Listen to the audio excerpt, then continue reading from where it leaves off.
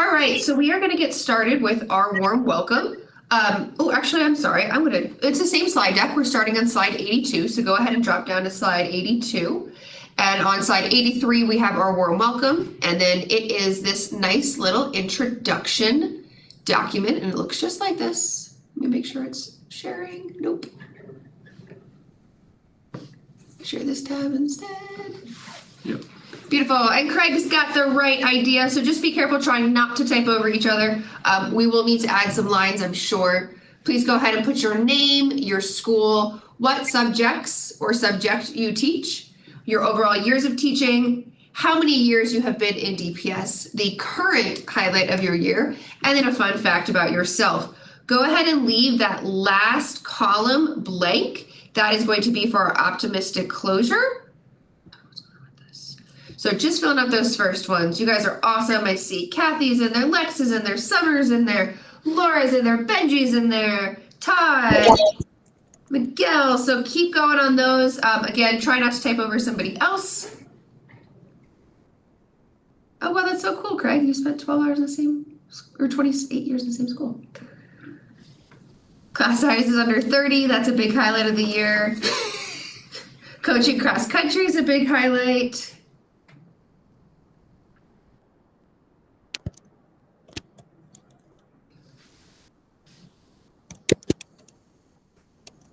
And it is 12:50, so you guys are gonna have about a minute and a half left to finish this out. It is okay if you don't finish at the very end, because like I said, we are going to come back to this same document for our optimistic closure.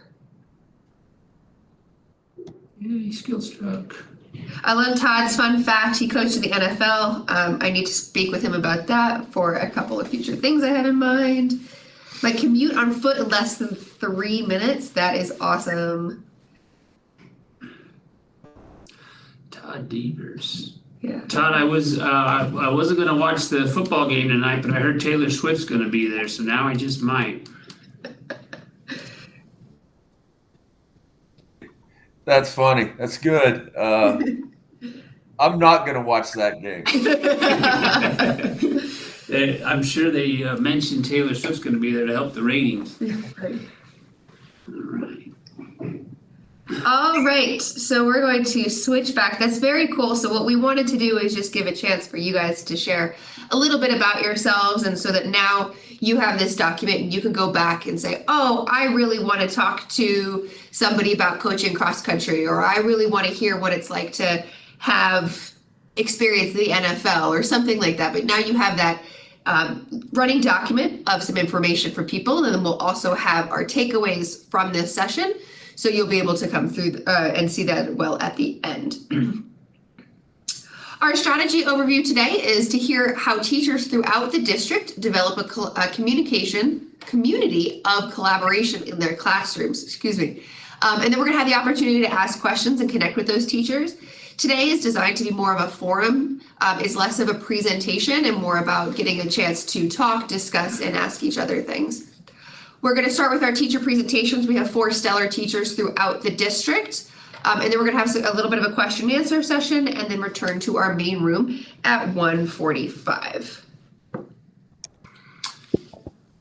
And just how this connects to our culturally responsive education mindset, connects to high expectations, and that we have a collectivist approach to learning. And that's certainly going to come through today, we hope, and you see how your other peers are approaching the school year with collaboration, and also connects to the learning conditions with some key practices.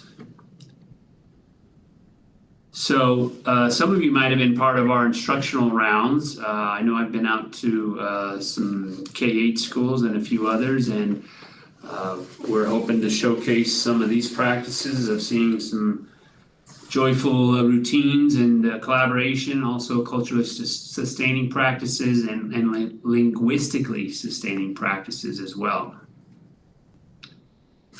And our first speaker for today is Miss Kathy Lee. So Kathy, if you'd like to take it away. Hello, everybody. So I'll go ahead and start. Thanks for taking the time to join our session today. Just to kind of hear where we're coming from. So my name is Kathy Lee, and this is my first year teaching STEM at Samuels Elementary. Previously, I was a literacy teacher for second grade at Samuels. And then prior to that, I taught for 6 years at Samuels Elementary, teaching just literacy and math for grades first grade and third grade. So as a first year STEM teacher, as I was learning, like, how do I set up my structure for STEM, knowing that as a classroom teacher, it's very teacher directed. I had to have like that mindset shift and that big learning curve. So collaboration is really key to STEM. So I know in order for it to work, I have to provide as much opportunity as I can for students to collaborate. So I am so grateful that at Samuels, I already have a program called Creative Learning Systems, and they are basically project-based learning curriculum. So in itself, it has projects where kids have the opportunity to collaborate and learn from one another. And then I also teach SkillStruck for kindergarten through fifth grade, SkillStruck lessons. And within those lessons, I try to find ways for them to collaborate. When I think about collaboration, I think about like, what is it within STEM that has been successful? I think about within collaboration, I need to help promote teamwork. And something that I've been noticing is that if kids aren't feeling heard, or if I'm not there to help them problem solve issues with peers, then they're not going to want to work as a team and collaborate. So I'm always up walking around monitoring how students are conversing with each other, how they're helping each other out, how they're holding each other accountable.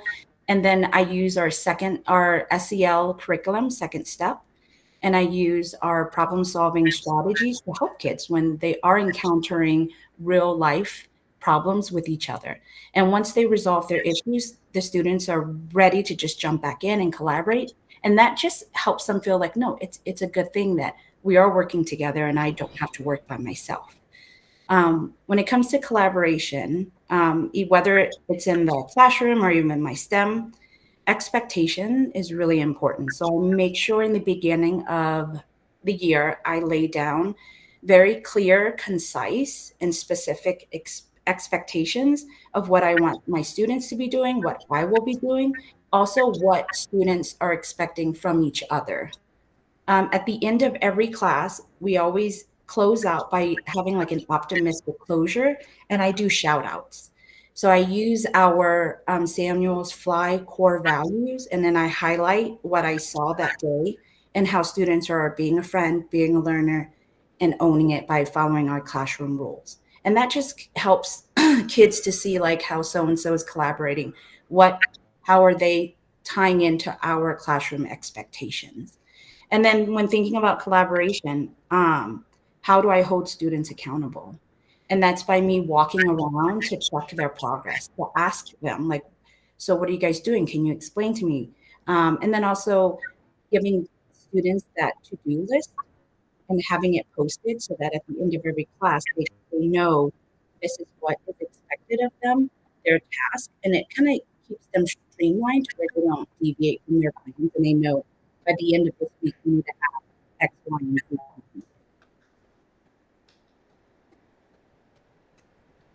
When I taught second grade a couple of years ago, I was doing this EdTech PDU, and it was coincidentally collaboration as well. And so my students read a text, and it was teaching them how to use the intranet safely and responsibly. So I thought of like a collaborative type project for them. So they had the choice to form their own groups where they created posters based on the 7 rules of like how to use the internet safely. And then in the middle picture, if you can see on the background posted, it also has like our teamwork rules that the students and I listed out, like how do they want to be treated? How should they treat each other when they're working collaboratively in a group? And then if you guys don't mind pressing that play button to show how students presented their posters. Okay, so tell somebody, right? So like tell somebody is like where you Tell your there's, like, parents if somebody's being mean to you online. or like if strangers say creepy things to you, just tell your parents. And then another thing is be careful with strangers. So like don't give strangers your password or your information. And other thing is online life is real life. So like be careful with online safety. And be careful with people. Don't give them your passwords and stuff. And be kind online. Yeah. And then right here it says like, hey, do you want to be my friend? To be my friend? And then he says yes. But what happens if he is mean? Just like tell somebody. Tell your parents. Alright, are we done here? Yes. So I really enjoyed this project with my second graders a couple of years ago, and I love that they took that ownership in creating this. Like we listed out a couple of projects, and they chose this one. And then I love that they even presented as a class, and then shared their videos with our entire school, so that other kids from different grade levels can learn from what they learned.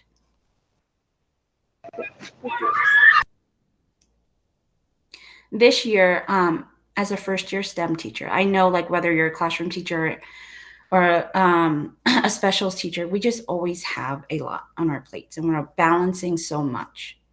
And for me, coming into a new role, even though I've taught for 10 years, it was like, okay, how am I going to tackle this? And there was a quote that resonated and stuck with me, which was like, I can't remember the quote, but it was along the lines of like, start small. So I knew my overall picture was to highlight STEM back into our school again, make it so that students are learning collaboratively in our smart lab. But start small. Like, how do I start when I'm approaching this new role? And it was like one step at a time.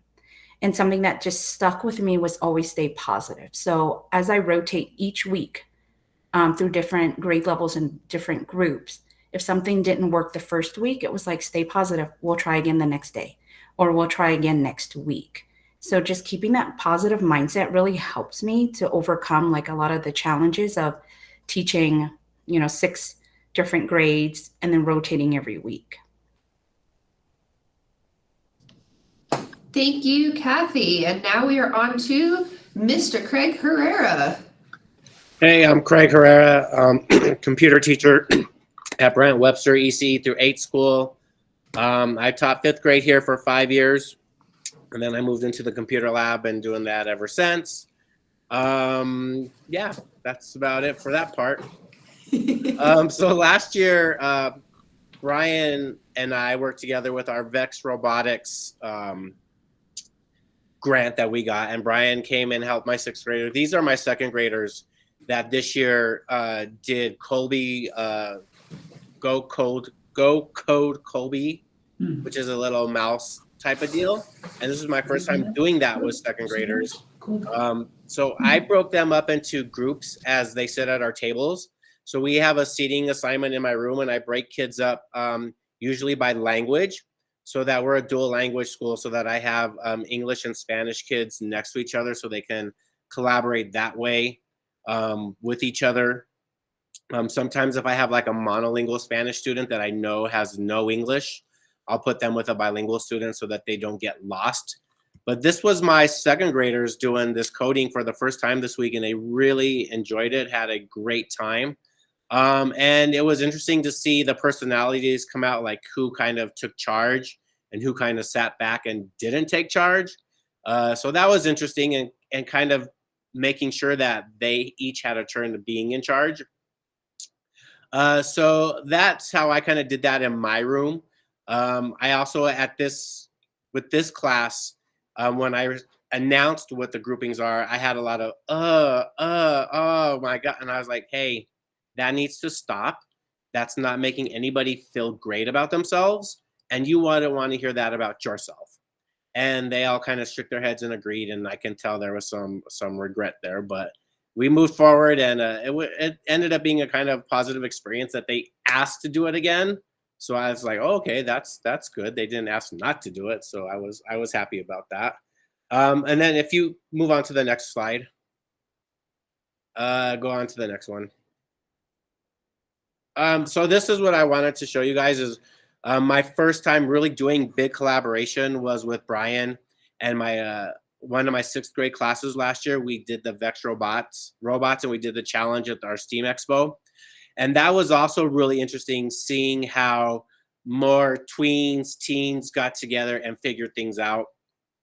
Again, I based my groupings on language and what I thought was going to be like Lego building skills. And I knew some kids had like no experience with Legos. Other kids had massive experience with Legos. There's also a sort of a gaming skill involved because we use remote controls to control our robots. So I wanted to make sure that all kids had a chance to experience using the remote when we were in class doing it. So we would rotate within my groups. Okay, student A got to use the remote now. They're obviously proficient. Let student B have a chance to play robot soccer and control it with the controller. And some kids really struggled. You could tell who was not a gamer, at least with like a console system, and who like just took off like that. So that was actually really interesting. And I also tried to pair ability-wise academically so that the building instructions for the Vex Robotics is all picture-based so that kids were not left out in the cold if they did not have a strong reading base. And so that was interesting seeing different kids with different academic abilities take leads on certain things. And you're going to show the video if you want, Brian.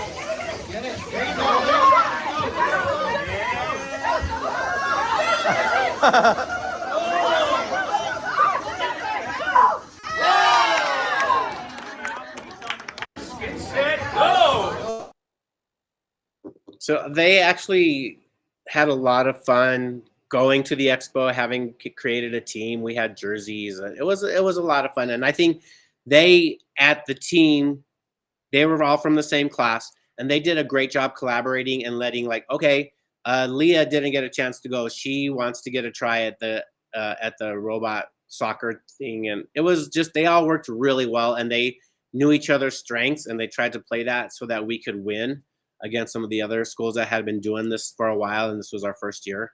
So yeah, that's been my collaboration experience so far.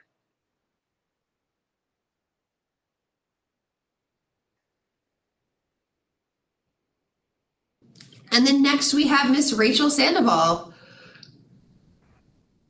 Hi, everybody. I'm Rachel Sandoval. I'm over at Godsman. Katie, can you share the, I can't see it. Can you guys see the Google Slides?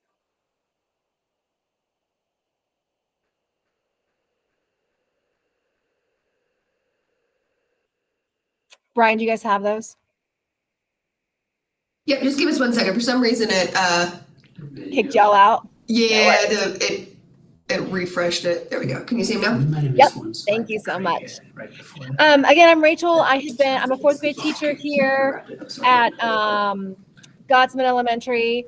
I've been teaching here for 8 years. I teach 4th grade math and science. I'm an STL for 1st, 2nd, and art. I'm from California, so I'm a Niners fan. No, I'm not a Broncos fan. The kids are always so upset when I say that to them. I am not a Broncos fan. I love the beach. I miss being there, but I really love Colorado more. I love the mountains here and the leaves changing and all those things. I'm rocking the mom boy life. I am the mother of a 6-year-old boy. And so it's been a really awesome kind of transformation to see everything as a teacher perspective and then have a total mom parent perspective and then see where those align and then how we can like bridge those together for both the students and the school and parents as well. Okay, so we can go to the next slide, Katie. Thank you. So in my classroom, when I'm talking about collaboration, our kids sign agreements. So what happens is we talk about what collaboration looks like, feels like, sounds like, right? So if I'm asking you to be in a group, what should I hear? What should it look like? What should I, when I'm walking around, And also we go through what it shouldn't look like, right? So if I'm asking you to talk about coding, should we be hearing about how awesome the Niners are? No, we shouldn't be hearing that. It needs to be staying on point, right? Like what we're talking about. We also have an technology agreement where if we're doing technology and you have your Chromebook out and I expect you to be on Skillstruck, then I expect you to be on Skillstruck, right? That's the expectation.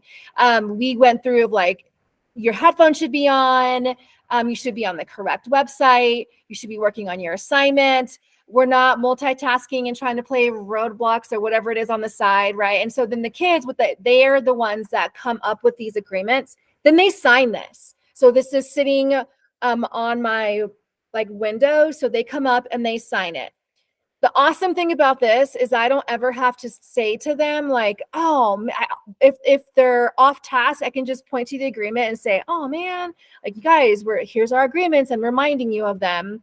But they do a great job with collaborating with each other. They do a great job of holding each other accountable of how to work and what does working together look like. Next slide. So again, I am really explicit when I talk to them about working in collaboration. When you're working in Skillstruck, we piloted it last year. There are some kids who can immediately get into HTML, immediately get into JavaScript, and they can do it it's intuitive for them. There's other kids who struggle. And so as Craig was saying, we're mindful of the words that we say to each other. We're mindful of the tone that we have with each other. And so we role play scenarios of like, okay, so if I'm stuck here, what can you say to me to help me? Because I want every student who walks in my room to feel seen and heard and cared for.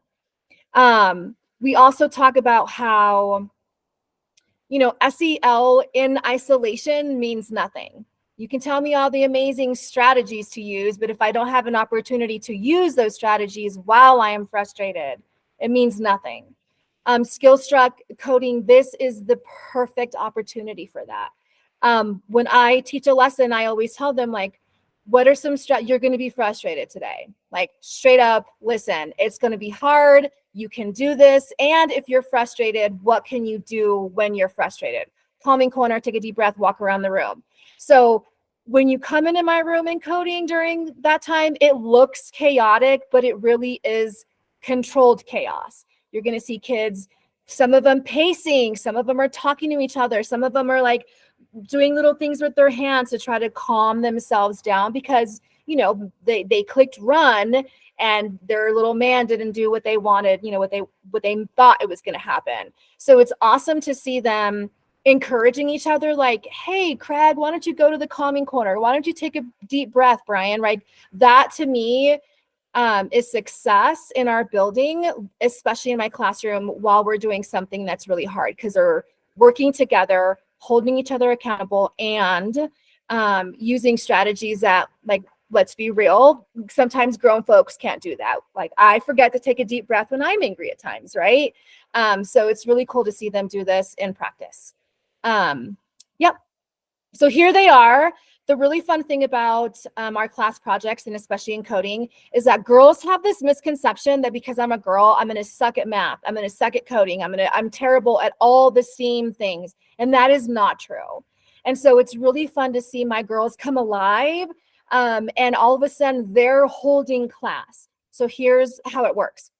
I'm always going to have a student that's going to be a day or so behind because of someone not coming in. And so I'm also going to have a student that's ahead, right? They get it. It's really fast. It's easy for them. They're done.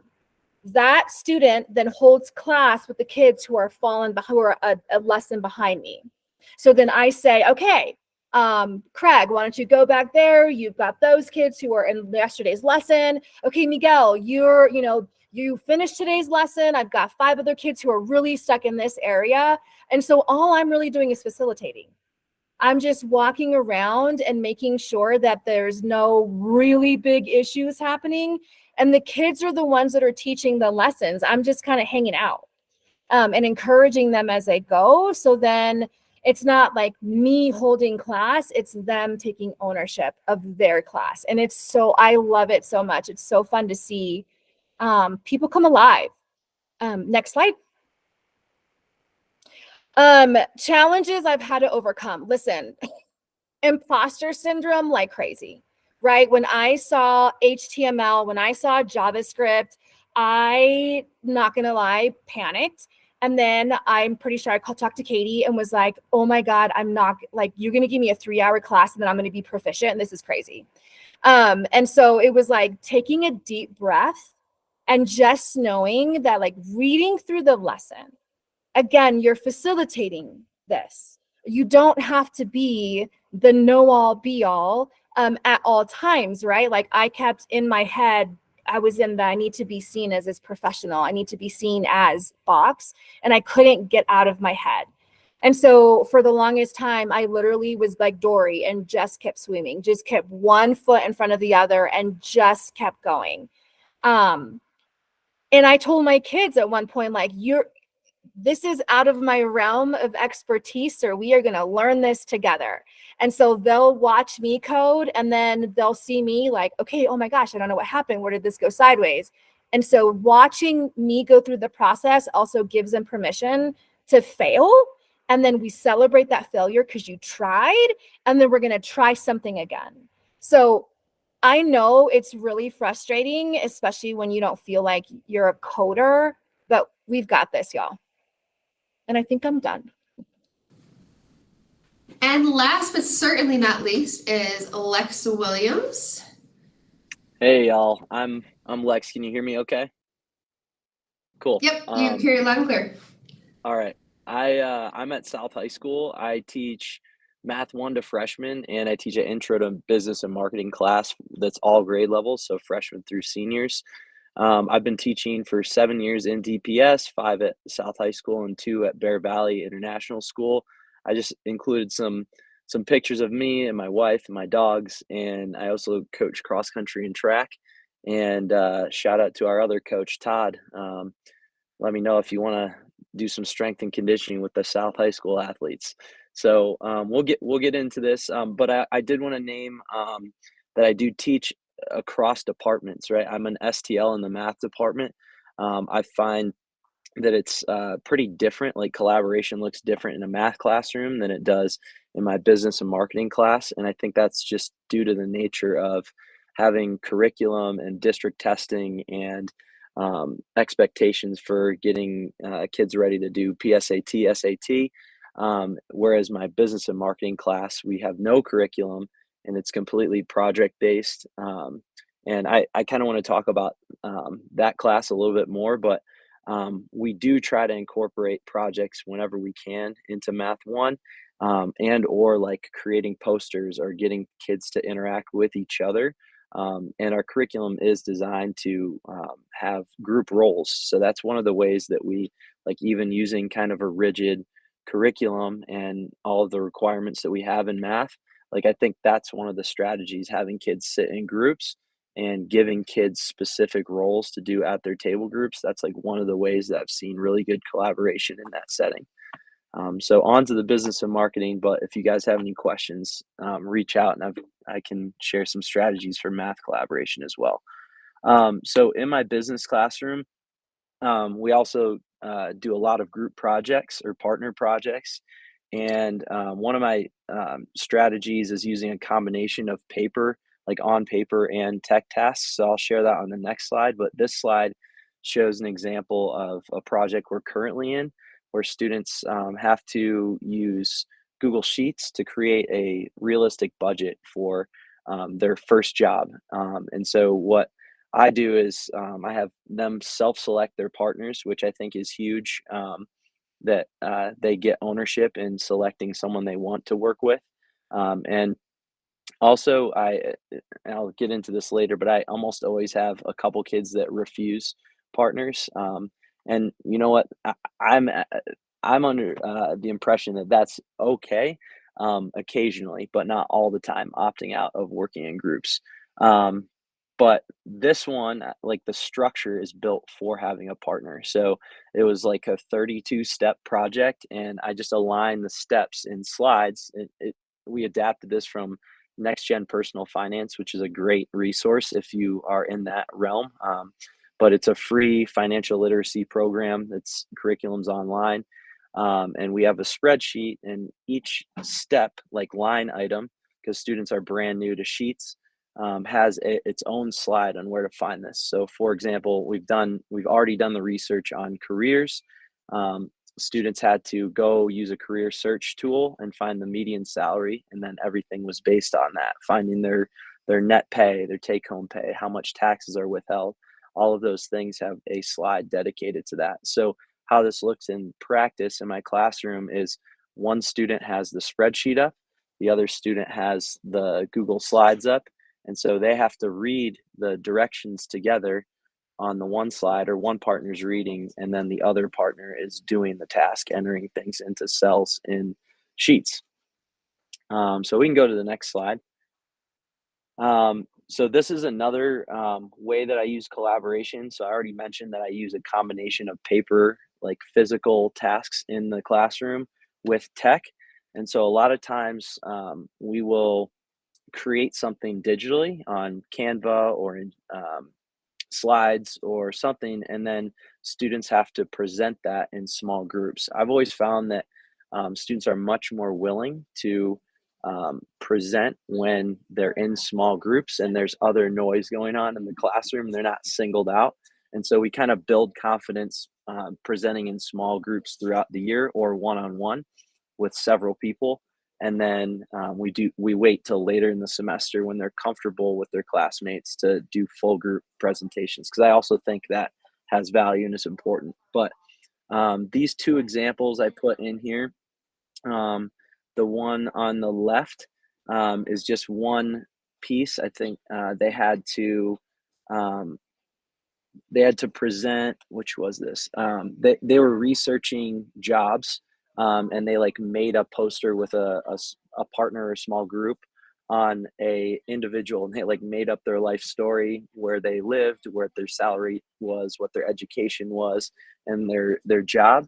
And then they had to present their career research to another small group. And so when they were doing their small group presentations, I said, you have to present to 3 groups, and you have to listen and fill out this tracker for 3 groups.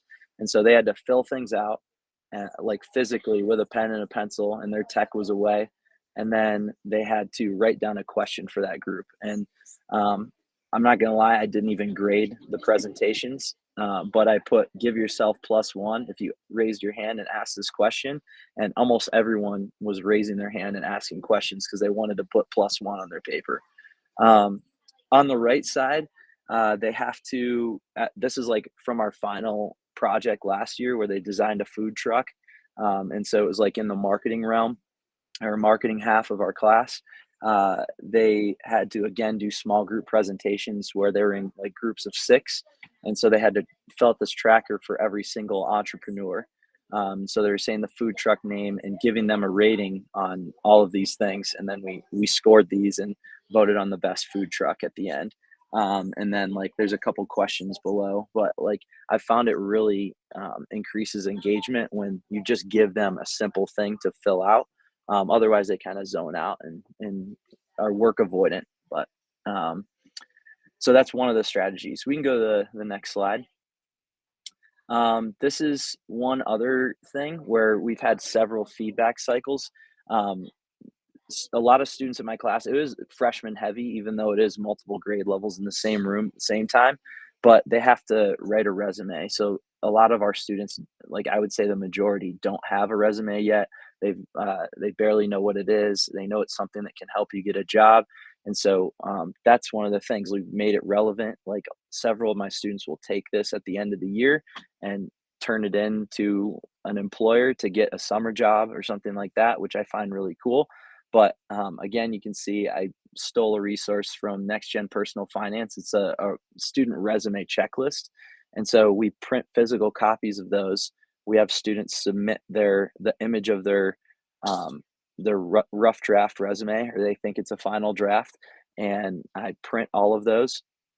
And then they have to conference with 3 students going through this checklist. Like, do you have this? Do you have that? And then they're circling and annotating on that resume for changes they need to make. And one of the things I worked on, and so we actually write celebrity resumes first. And I find it's easier for students to write action statements based on someone else's accomplishments, and they really are avoidant of bragging on themselves, but they have to do that here. And so once they get the formatting down, know what an action statement is, then we start over with a brainstorming session. Like, what can you include on your own resume? What are your accomplishments? And then part of that reflection is, what could you add to this before your high school career is done? And then we have peer feedback using the checklist. The thing that we added this year through the Tech PDU was an AI feedback cycle. So they got one AI pass where we fed their action statements and a prompt that they wrote into Bard, which is Google's AI, and it came back with suggestions, and it was like incredibly detailed feedback that I then took and copy and pasted into their ongoing Google Doc. So it was really useful, and it was like, I had English teachers look over it and they're like, I would never be able to type this much specific feedback to a kid. So we use that AI pass for, like, students created this, but like, how can they use this tool to help them get a job or help them later in life? So next slide here. These are just a couple of challenges. Sometimes in long projects or extended absences or even missing a day, students will fall behind. I think that Rachel gave a really good strategy for having those students that work ahead help other students out. And like, I daily do like when we're in a 32-step project for our budget, for example, I have just a box where they enter what step they're in. On a Google form, and that's how I do exit tickets. So I can quickly look at the spreadsheet of data and say, okay, these 2 kids, they're only on step 10. Everyone else is on step 28 or finished, working on extensions. And I get some of those early finishers, fast finishers, to help students who maybe missed a day or something like that. So that's a strategy I use as well. Again, the strategic seating, I don't have a seating chart for my business classes because I want it to get noisy and I want kids to interact with each other. So like Craig, I find that students that communicate best to each other will sit next to each other. But again, that goes back to like setting a high bar of expectations. And so I don't have it posted in my classroom. I rotate around. But like, I always make sure every day that there's a slide, or we talk about, or I ask students to come up with, what does good communication look like? What does it look like when you're working on this project? What does it sound like? And what are ultimately are you turning in today? And then, yeah, the last part of this is students that refuse to work in a group.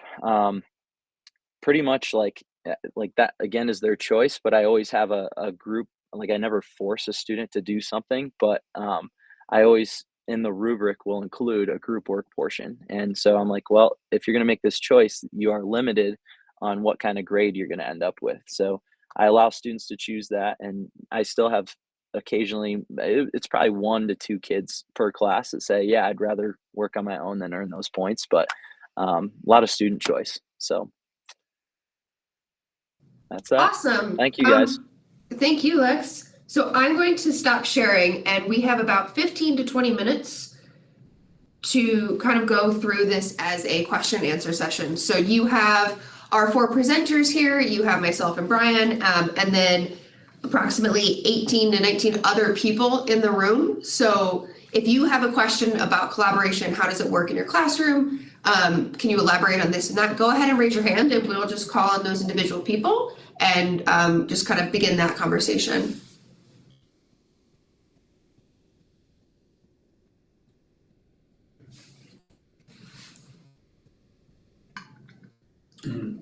While you're thinking of that, I'll just note that I looked at the most of you are in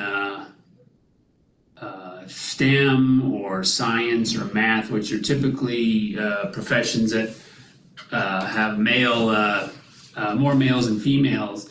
And so some of your practices might need to change a bit. And I'll just call out Craig, who I saw a nice example of this last year when he was doing robots. The challenge last year was robot soccer. And so when he started doing it, a lot of the boys in his classroom were very good at gaming and very agile with the controller. So when it came time to driving the robots, the boys almost took over the whole thing. But Craig recognized that, and then he set up a structure where everybody got a certain amount of time, and then the females got a certain amount of time. So he corrected that right away. And then actually at the expo, he had pretty good representation with the males and females. So just a little point that, especially in your classrooms and depending on the activity, make sure the genders get an equal shot at the challenges and opportunities. And I say that from a dad whose daughter took AP computer science, and every night she came home and said, "The boys dominate the class, Dad. So you have to, every time you have a chance, you've got to advocate for the girls in all of these classes." So I'm going to tell her I just did. And to piggyback on that, I think some of the girls were surprised that they could actually do it, and they had never touched a gaming console in their entire lives. They're like, "Oh, I got this. I know what I'm doing." And some of them didn't do it and didn't really enjoy doing it. And others were like, "Hey, this is something I could do." And the girl that was on our team actually is really into coding. And so I wanted to give her some support and give her the opportunity to be in places that are usually male dominated. And she pulled her own weight and she did it. And she was even better than some of the boys. So I gave her props for that. And she's doing really well.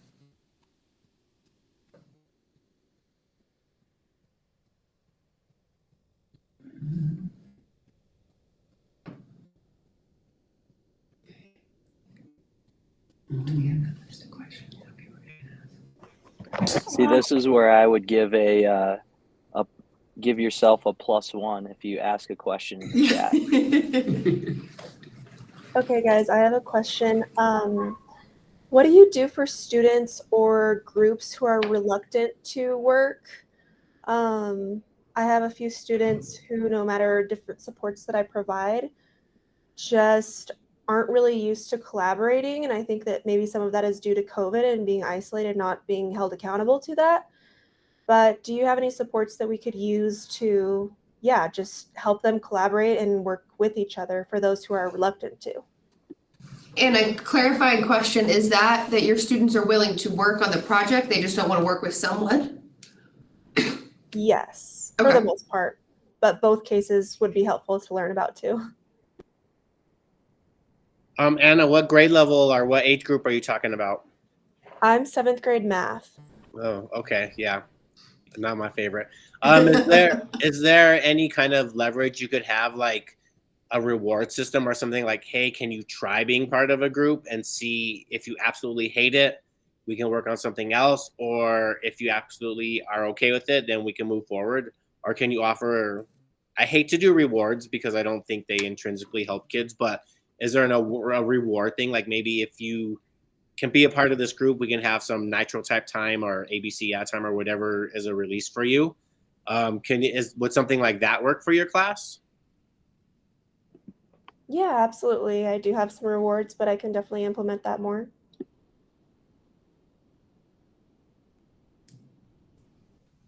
And I want to chime in. Sorry, go ahead, Kathy. Thanks. Even though I teach elementary, I know like my 4th and 5th graders, giving them that choice of who to select as their partner or even trio group was like motivating for them to want to pick someone that they are willing to work with. And in my classroom, it was like, we don't have like one person. So I don't allow to have like one person working by themselves. And I set that expectation from the beginning. And if somebody wants to work alone, I do tell them, can you find a group that you're willing to join and work with them? And so even though they're dragging their feet, not wanting to do it, once they do join a group that they're somewhat comfortable with, then they feel like, oh, it's not so bad. And then next round, then it's like, okay, The first time went really well. The second round, now they're more open and willing to join another group or that same group. So to me, it's like setting that expectation and then also allowing kids that choice of who do they feel most comfortable with. Because sometimes it's just that anxiety of having to work with someone that maybe you don't get along with or you don't know very well. So if we can increase that, like that culture of community and how like we bring each other up in the classroom, that helps too. Anna, usually I find when kids don't want to do something, it's because they feel some kind of way about themselves in that subject. So, for example, one of my kids was really struggling in math, and it was because he thought he was dumb. He thought he couldn't do the math. And so when he and I sat together, we did a problem, but it was just me like hanging out with him. And then I told him like, see, you can do it, right? You know what to do. And so what I noticed is that he needed more praise. And so I kept my eye on the kids that needed more verbal affirmations, and I would walk around. Thank you for persevering. I'm so like, you should be proud of yourself in this moment. Like going around and doing that more to them. Then they can see themselves either as coders or mathematicians. I mean, always praising the effort of trying. I don't care if you're wrong. Who cares? That's not what I'm here for. I need to see you try something. And so that that's turned around several of the kids in my class who were kind of like, I don't want to do this in this moment. I feel like I can't. That's been helpful for our class. I think I want to agree with everything that you guys said, but like I was going to say what Kathy said about choosing partners. Like one of the strategies that I've used for that is like, hey, write down 2 people that you work really well with. Like on an exit ticket, like just make an extra line. Hey, 2 people you work really well with. And then who is someone that you don't get a lot of work done with? And so you're like reflecting on that and like getting students to say, hey, I really do my best work when I'm with this person. They help me. And then again, like getting them to reflect, maybe it's not a great idea. I'm in 7th grade to sit next to my best buddy. I taught 7th grade math at Bear Valley and then 8th grade math. And then I moved to South High School and I teach freshman math here. Another strategy that I've seen in teachers' rooms that works really well for them is like going along with the roles. So like if you're in groups of 4, having like a colored sticker on their desk or like a number on the desk or something like that. And you're saying, hey, if you have a red sticker on your desk, you're starting this task. You're reading the problem. I move rooms. So like there's other ways you could do it. Like if you don't get to choose your seating arrangement in that classroom, I say whoever's closest to Long Peak, and then they have to think about, well, where's West? Where the heck is Long Peak? Or whoever's closest to this corner or whatever. If you want to get them started, whoever's closest to this picture at your table group, you're doing this task. Or like if you do have like red, yellow, green, and blue, like you have a slide with these are the jobs, right? Like some people are just watching to make sure everyone at their group has their phone away. Some are watching to make sure everyone's got something written down. One person is reading prompts. Maybe one person is like managing calculators. Like those are their jobs, but they're all responsible for something else.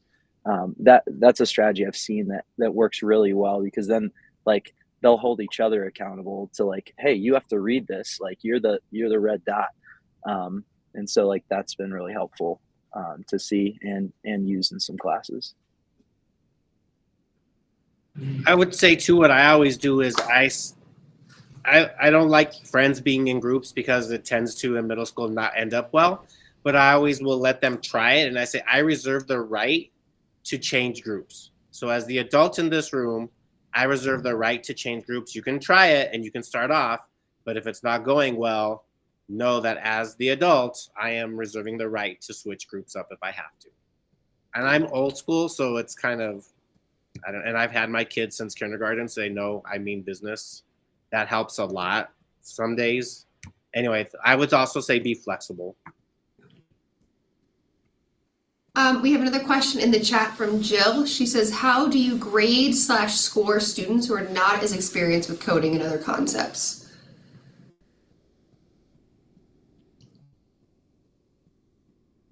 I would say just kind of how you would score anything. It's, kind of, you can do it weighted. Like, so when I'm thinking about it, I'm like, okay, so this kid started off not knowing anything about coding.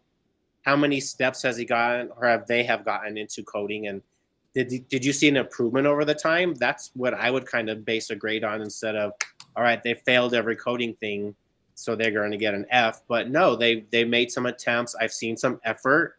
They go in and they're at least trying. I would base more my grading on that than did they complete 10 assignments. Yeah. I would just, are they putting in an effort to try to get out of their comfort zone, maybe to try to learn more about it, to at least get some basics down? So that's how I would base grading on that.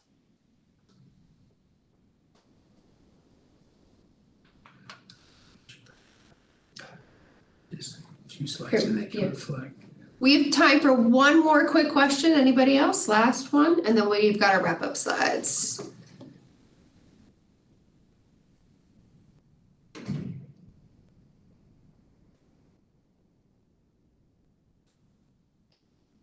Bueller? All right, then we're gonna go to wrap-up slides. We do have the,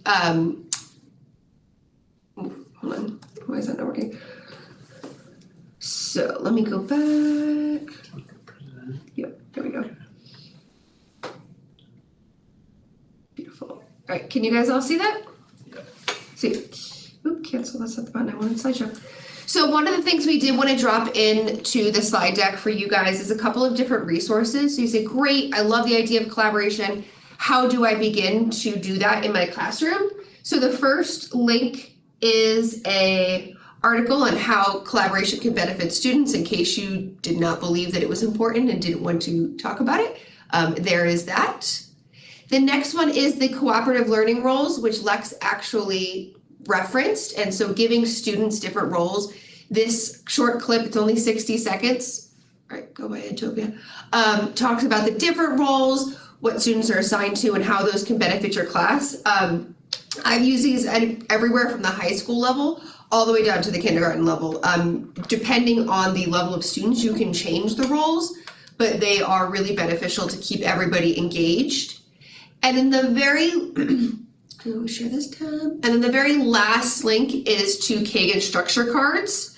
And if you haven't heard of what Kagan structures are, they are awesome for helping develop collaborative learning, and they are just different ways that you can coordinate kids. So you might have round robin, so pairs talking, or round table, or I don't even know what that one is, like showdowns, or rally coaches. And so these are different cards you can point or print out, or you can just use these strategies going forward. So for example, 4 corners, you're going to have 4 different labels for each corner. Students then select the corner that best represents them or their position. So they're physically getting up in this one and going to that corner. You can then have them discuss within those corners, or find somebody from a different corner and try to persuade them to their type. So there's a bunch of different things you could do with these, but these are some really good ways to start those initial collaborations, even in a really quick way, beyond just your elbow partner or your think pair share partner. And then really quickly before we go back to the other room, just a reminder about our STEAM Expo is on, that's not showing actually. There we go. There we go. Our STEAM Expo is on May 4th. Katie and I will be running the robot rooms. We'll probably still have the Mars challenge for the younger kids like we did last year, but plan on at least one autonomous driving challenge, meaning that the kids will come with the robot and press go, and it'll be pre-programmed, and I'll have to do the course. So there's a link there to one example of a self-driving robot. And those of you with VEX kits, there's the lesson plan there. But just to kind of get you thinking about that, we're going to be finalizing courses and such in the next few months here. But just last year we picked robot soccer because we were under time constraints. And it was fun, but it didn't really involve any programming. So this year we'll have the challenge. One of the challenges will involve programming. So just to be thinking about that. And then finally, yeah, in the chat, I just pasted this link. So share one thing you heard in this breakout session that might impact your teaching. And it's your same document that we started with. You're just going to be filling out that last column. What is one thing or one session you would like to implement? And then as you finish that up, we are going to return to the main room, and I will drop that link. Oh, Brian is going to drop that link into our chat. So it is 1:44. You have about 60 seconds to finish up your exit ticket and then join us back in the main room.